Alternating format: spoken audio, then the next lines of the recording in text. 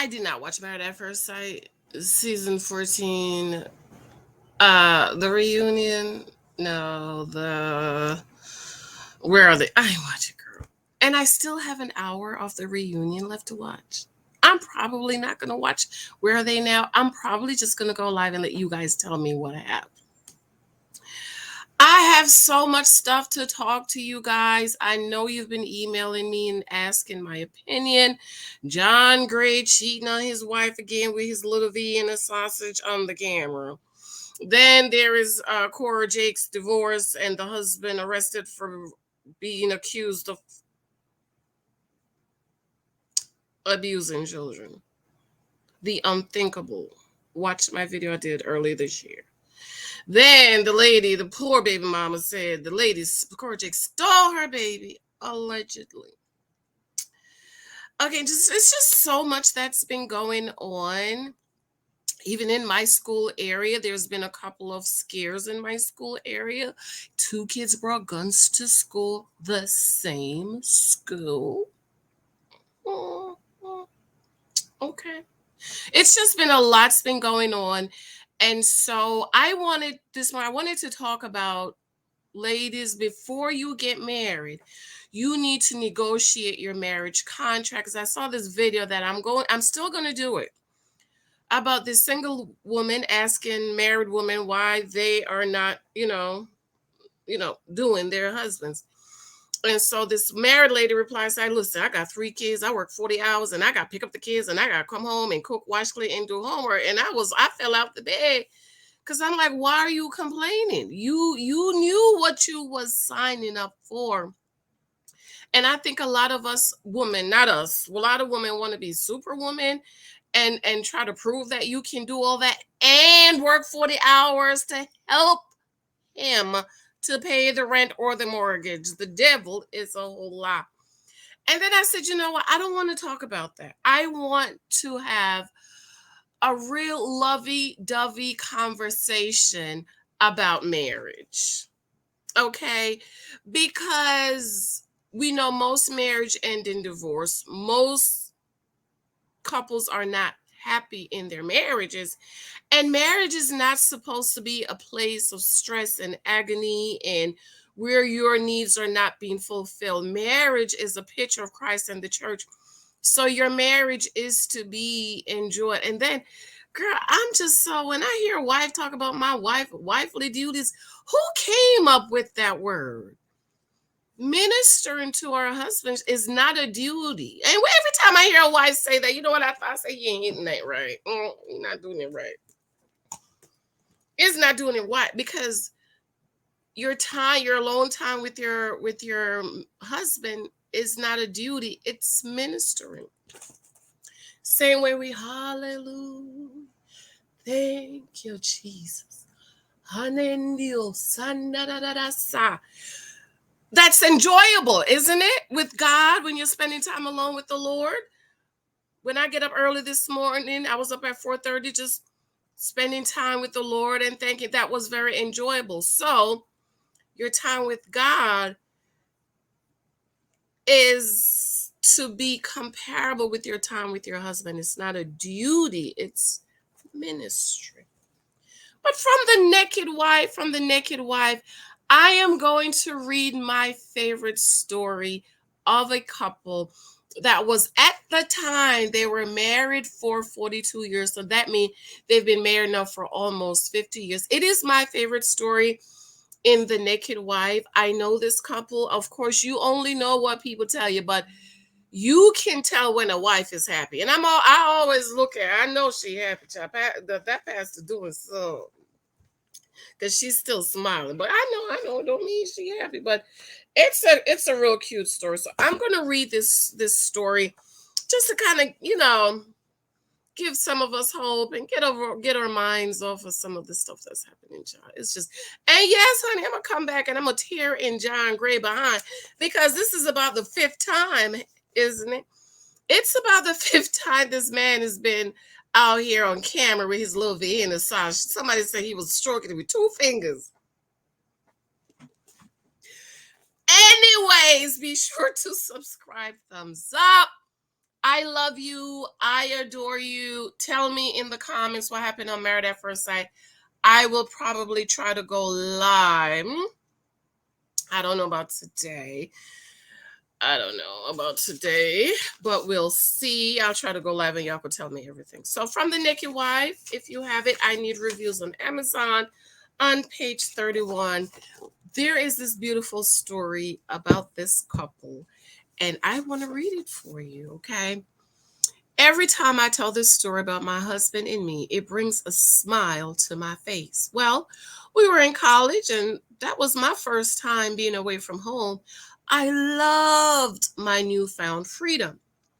I had a boyfriend that I didn't tell daddy about, but somehow he heard about it, and he came up to the school to meet my new boyfriend.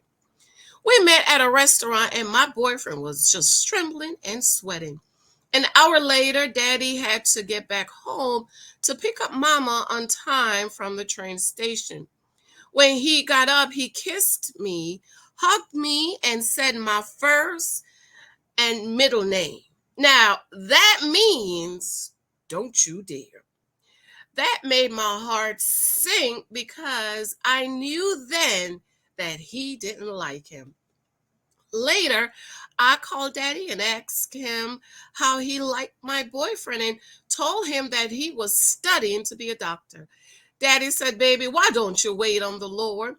My daddy didn't like him, but we kept courting and so on. There was this guy that was eyeing me and talking to me here and there, but I had no interest in him because I had my doctor to be boyfriend. Somehow, he found out that my daddy was a Baptist preacher, so he came to Easter service and he was just grinning at me. After church, I got home with my older brothers who was sitting in after church, I got home with my older brothers, and who was sitting in my living room? The weird guy. I almost turned around and ran. My daddy jumped up smiling from ear to ear and called me into the living room and said, "This is Paul, a pastor's son from Mississippi. He said he goes to your school." I tried to be gracious and pleasant. Then here comes mama with cola for them and hot cocoa for me. Now, in those days, cocoa was only for special occasion or you were going to die. So I looked at mama and she was just grinning and smiling from ear to ear and staring at me weird. Then daddy said, "Brother Paul here has come to ask me if he could take you out for dinner one evening." In my mind, I was crying because I knew that daddy and mama liked him. And then my brothers started to smile, and I was the only one without a smile. So I agreed to have dinner with him when I get back to school. The long and short of it is that my daddy taught me into breaking up with my boyfriend. And on New Year's Eve, Mr. Weird Guy proposed at church. I have never seen my daddy so happy. Paul had graduated the May before, and I would graduate the following May. Both daddy and mama were adamant about me finishing school. And so in July, I became Mrs. Paul. Looking back, I do not regret it. Yes, my former boyfriend went on to becoming a doctor. And then it says First Lady Counsel in the back. This is my favorite story. I know this couple. I know them, and I really admire them. I admire how he is with her.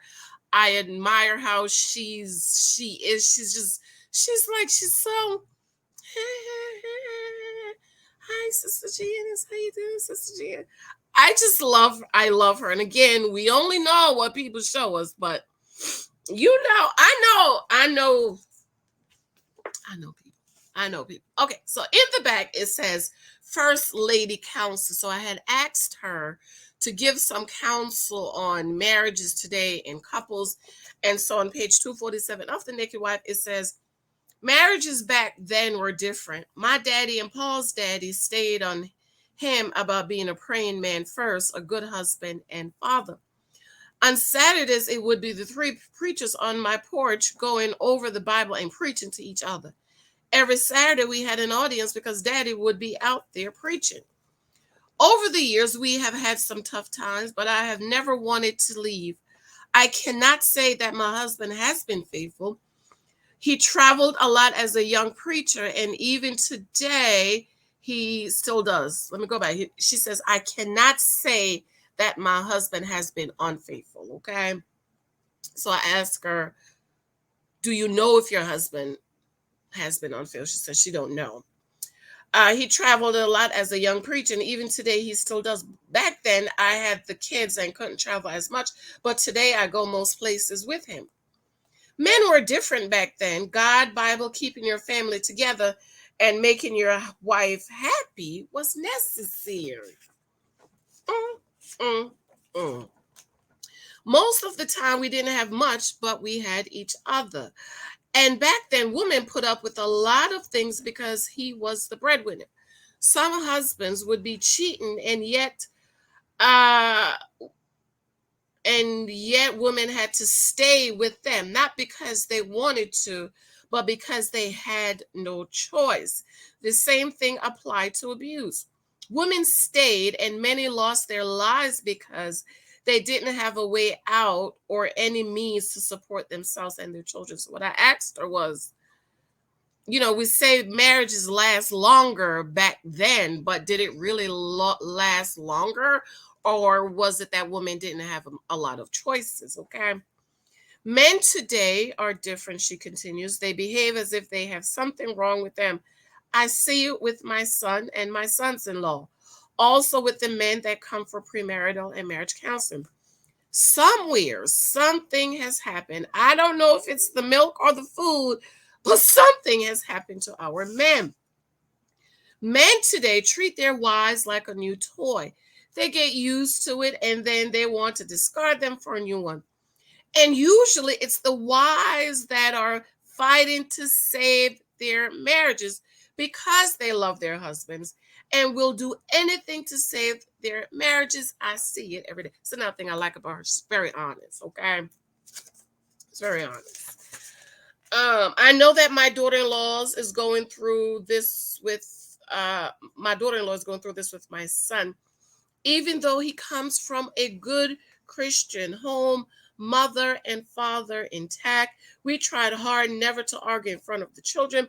We raised him to get married and be faithful, but he just doesn't seem to want to grow up and be a responsible husband.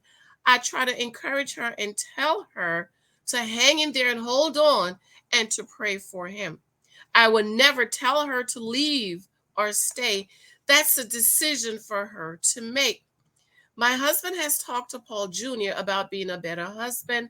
Love your wife, support her, be faithful, do right by her, help her with the kids, bring her flowers, etc.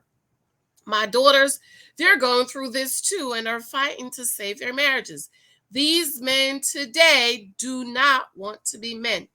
Of course, not all men are like that, but as the first lady in a church that conducts hundreds of weddings, the common fracture in that is that these men today don't want to grow up.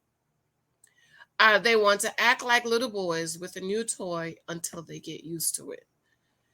It saddens me because I have one girl left to be married and she is in her 30s and has yet to meet a suitable husband for her. Many wives come in to talk to me crying about their marriages and their husband. It breaks my heart. As a first lady, accept abuse. I encourage wives to try and work the marriage out. I have seen many couples overcome infidelities and gone on to have a happy and lasting marriage. But it takes work. He's going to have to change his ways. Check in with her. No secrets, no Facebook or Instagram account, no secret Facebook or Instagram account. If you have to lock on your phone, your wife should have the password, or marriage counselor says that too. If you have a lock on your phone, there should be no secrets between a husband and wife, especially if he has been unfaithful and she is willing to work to save the marriage. Excuse me. When husbands mess up, they should be humble about getting right. Don't expect her just to move on. Give her time and space to heal. Listen to your wife, talk to her, and understand her. Men don't take the time to talk to their wives to death. We encourage both husband and wives to get into counseling when there has been an injury in the marriage. That's what people don't understand. It's an injury when there's adultery or whatever. That's an injury to your marriage. I thought that was powerful what she said, because it's just like anything else. If you have a broken hand, a broken leg, or you're having a toothache, you don't just sit back. You go seek some help. I love that. Okay. Mm, mm, mm. Uh, the work to sever marriage. When husband mess up, they should be humble about getting right. Don't expect her to just move on. Give her time, space to heal. Listen to your wife. Talk to her and understand. Men don't take the time to talk to their wives today. We encourage both husband and wives to get into counseling when there has been an injury to the marriage. Get into men's and women's fellowship. One thing I love about my Paul is that no matter how tired he is, he takes time every day to talk to me. I love that. I absolutely love that. Let me say this: men's fellowship, women's fellowship, it is so important to keep going. My husband at our church, they have men's fellowship maybe once or twice a week. And then my husband gets on with his frat brothers every Saturday morning for prayer and encouraging about being married and wives and kids and stuff. So it is so important to have a support system. She goes on to say, and let me give you this extra little tidbit, child. She said, we have been married over 40 years and our bedroom is still on fire. Go ahead, First Lady. See, when both people are about each other and about fulfilling each other's need, you will make it happen. I love that. I love that. I don't understand when couples come into marriage counseling and say that it has been 2 and 3 years since they've had sex. I don't understand it either. Okay. And these are young couples, not old folks like Pastor and me. How does a husband have issues with sex and not try to address it to meet the needs of his wife? How do you not try everything possible to satisfy your wife? I don't understand that. What Bible are they reading that is being selfish? I love this because you never hear when it comes to sex, it's always the wife not wanting to take care of the husband's need. You never hear about a husband not taking care of her husband's need. I love this. You see all this stuff. The first ladies, they hear all kind of stuff. Okay. And she said, go Pastor me. How does a husband? How do you not try to do everything possible to satisfy your wife? I don't understand. What Bible are they reading? That is being selfish. And these are church folks. I'm talking about not worldly people. I don't understand it. The number of wives, here it is, that comes into my office to speak of a sexless life is puzzling to me. We never hear about that, right? We never hear about wives having sexless marriages. It's always the men complaining because we hear so much from men. We never hear first ladies share, which is why I wanted to talk to first ladies and get some of their stories, because when she said this, I was like, what? She said yes. The number of wives that come into my office to speak of sexless life is puzzling to me, because when my husband and I were coming out, we had so much sex that I'm surprised we don't have 50 kids. We only have 5. When God brings a man and woman together in holy matrimony, it is because they had a need that each other can fulfill. A husband to protect is to protect his wife, love, provide for her, profess his undying love. Love, treasure, and cherish her. Don't compare your wife's body to another woman's. Your wife has borne your children. We don't never hear that, right? A husband has to focus on his wife and seek everyday ways to put a smile on her face. At least that's what my Paul does. I remember one day I was so upset with him for what I don't remember. But what I remember is Paul going outside and pulling up some flowers out of my garden and bringing them to me. I couldn't help but burst out laughing. That is what a husband is supposed to do: keep his wife happy, satisfied, fulfilled, and smiling. I love this. I love this story. And I hope you enjoy it too. It was a little something different from what's been going on. Let me know what you think. I'm gonna come back and talk about all the crazy stuff that's going to happen, honey. And yes, that John Gray situation. Yeah, I'm gonna come back. All right, I love you. Let me know what you think. Thank you for those of you who've been picking up my books. Thank you for those reviews. If you have any of my books and you have not given me any reviews, be sure to go on over to Amazon. Leave a glowing 5-star review for me, especially the neck 10 years a girlfriend is 1 year old. We don't have 100 reviews. I need to get this book to 100 reviews. So please be sure to leave a review for me. And of course, my How to Read Your Bible, the journal. I just talked to my formatter yesterday. She's going to try another font. And of course, the book itself. And of course, this book is coming very soon. I need to get this book out to you. I love you. Let me know what you think. Let me hear your stories. Bye.